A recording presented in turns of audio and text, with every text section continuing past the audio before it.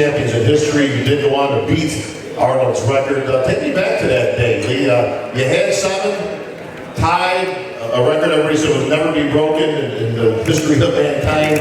And there you were, on the stage at the Olympia, number 8 sitting right there, and it's down to the last 2, and the announcement comes. What was your feeling? Well, I tell you what, man, it was almost like a dream come true, you know,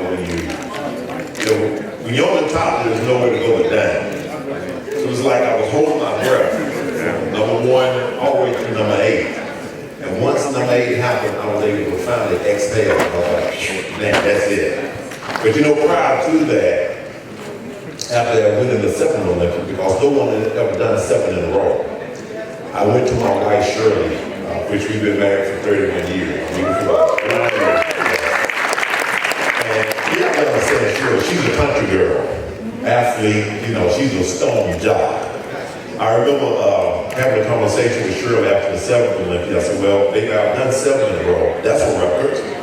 I said, yes, and I'm tied overall number 7 with Arnold. So, do you think this is another Mr. Olympians, or should that just be it? She looked at me and said, what are you talking about? I said, well, you know, do you think that's enough? She said, if you lost your mind, you have to go after the record. There's nothing to even question. What's the matter with you?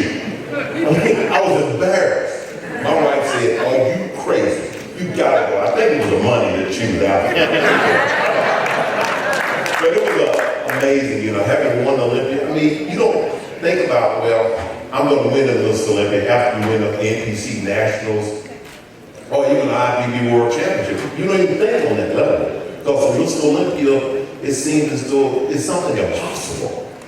But to win it 1 time, but to win it 8, that is a miracle. Where did it start sinking in? I mean, obviously one's a far cry from 7 and a level of 8. 2, 3, okay, you know, we're getting there kind of. Where does it enter your mind, or did it? That, you know what, I could tie this guy's record. It did. First of all, you're going for 1. When I won the first Mr. Olympia, I'm like, wow, man, that's incredible.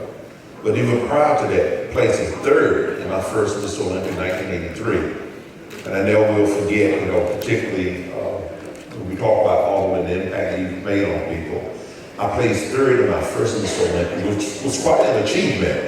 But I had won the Junior NPC Nationals the first time around. I had won the NPC Nationals the first time around. I had won the IBB World Championship the first time around. And to place 3rd in my first Olympia, I was ticked off. I like winning. And so I never will forget, I'm sitting back, me and Shirley, and, you know, moaning and feeling sorry for myself. And all of a sudden, this person walks over to the table and says, Lee, I know you feel a little upset, but you have this great physique, but your presentation needs lots of work. Once you work on the presentation, you will be Mr. Olympia as many times as you want. That was all. He said, Lee, when we get back to California, I'm going to introduce you to my posing coach. Once you work with you, you'll be Mr. Olympia. And guess what? 1984, 5, 6, 7, 8, 9, 91, I am.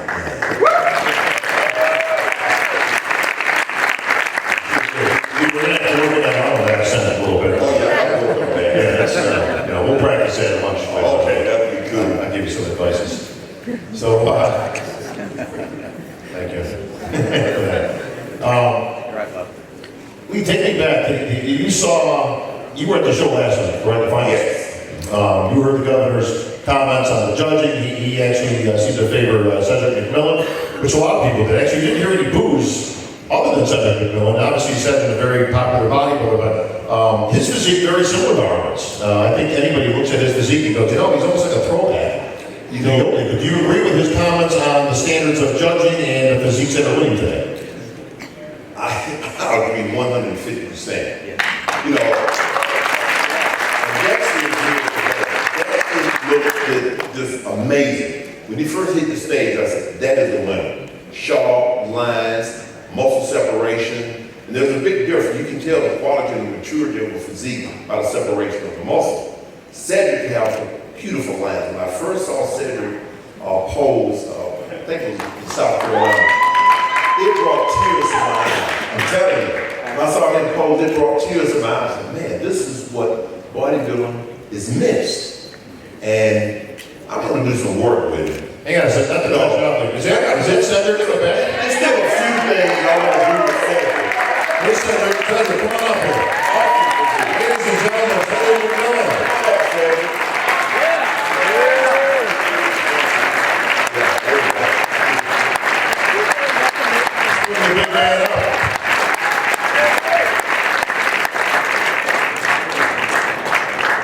It looks like Cedric McMillan. It is Cedric McMillan. Cedric, come on up, buddy.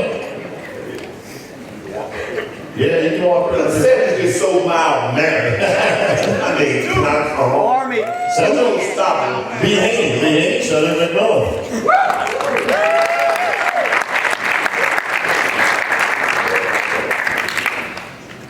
Well, there you go, man. The endorse, boy, tell you what, you may have gotten fourth place last night, but you're sitting on top of the world today. Endorsements from the governor himself and the great B. Haney. How about that one, Seth?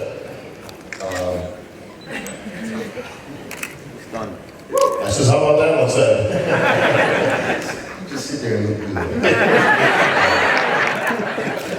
I just want to take y'all back a few years. I was 5 years old, laying on the floor in the living room, looking at TV, right?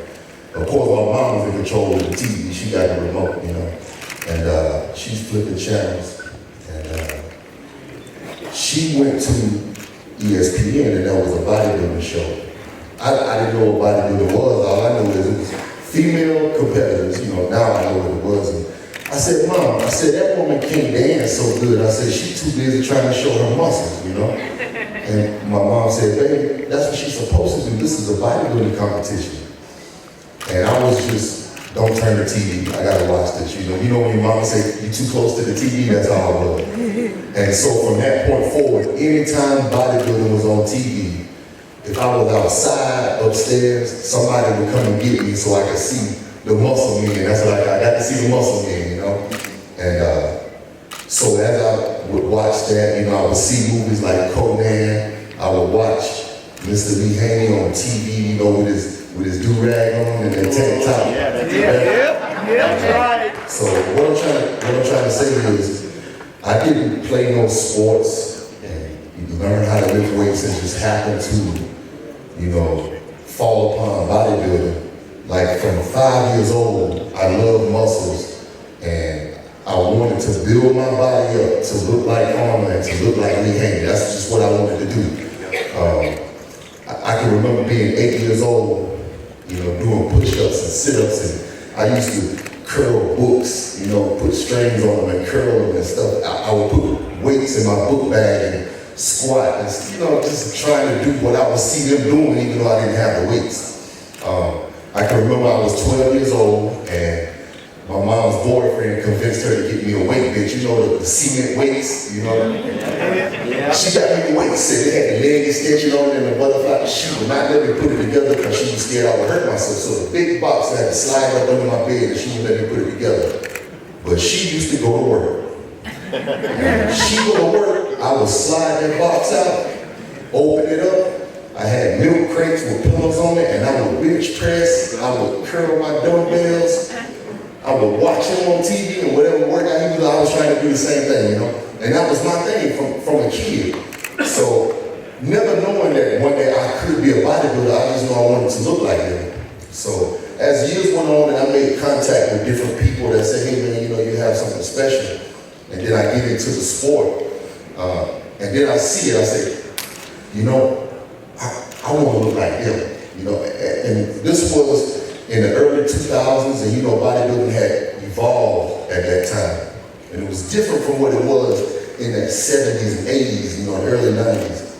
And I said, I don't care what it is now, I still want to look like Lee Haney, I still want to look like Arnold. And so that's the physique I try to develop,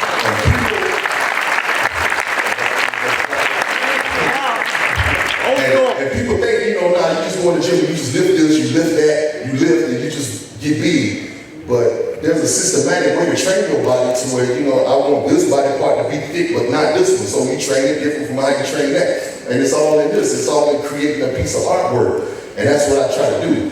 And situations like this, times like this, last year I get third, you know, and here I get fourth place. Last year Arnold came up to me backstage. I seen him over there. I was over here talking. I said, there you go again. You know, all shy, trying to avoid him because I'm nervous. And then he was getting close. I said, oh, you can walk right by me. He didn't even notice me, yo. And I seen that hand. I said, he coming to me. And he walked up to me and told me, he said, listen, he said, I'm very impressed with you. He said, you have a wonderful physique. He said, your posing is perfect. Everything you do is wonderful. And I said, okay, I don't care if they give me last place. That's my trophy, you know?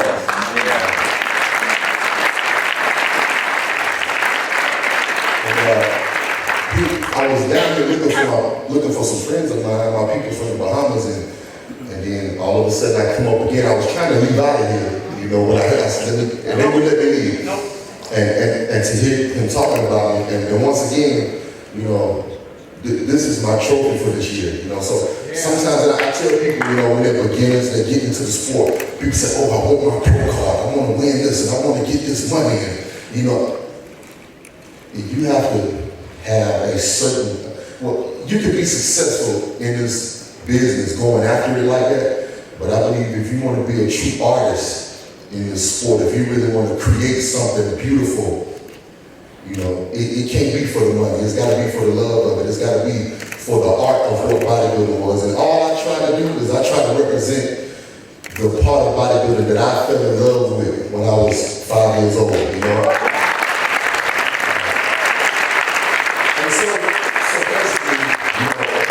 This time, you know, we gotta be honest. It seems like bodybuilding kind of has a certain standard nowadays.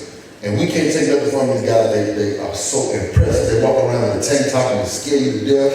You know, you see all the veins and it just looks so intense, you know, and it's so impressive. And we gotta give props to that because that takes hard work too. And then here comes Cedric walking out here. You know what I'm saying? It's just so different. And so I believe what's going on, you know, I can't say what's going on, but the way I look at it in my mind is, you know, you can't put me beside anybody else in the world that has a body like mine. You know, there is no other bodybuilder in the world right now that's a pro that got a body like mine. It's just me. And so because I'm so different, I think maybe it's kind of hard to figure out where to put me, you know? And so I think it just take time for it to catch on. Like, hold on a second. I think we do remember when bodybuilding was beautiful. You know, and for them to be able to remember that, you know, when they start to try to go back that way. It's on the way back, Sid. It's on the way back. Well, thank you. But congratulations. We'll see you on this year. You see what happens? They call me up and when I talk to them, so they want to sit back down. They didn't know I was going to talk to them. We're gonna have you up on here next year because all the winners come to the seminars. And I'm thinking that this guy might be in the winner's circle, folks, right there.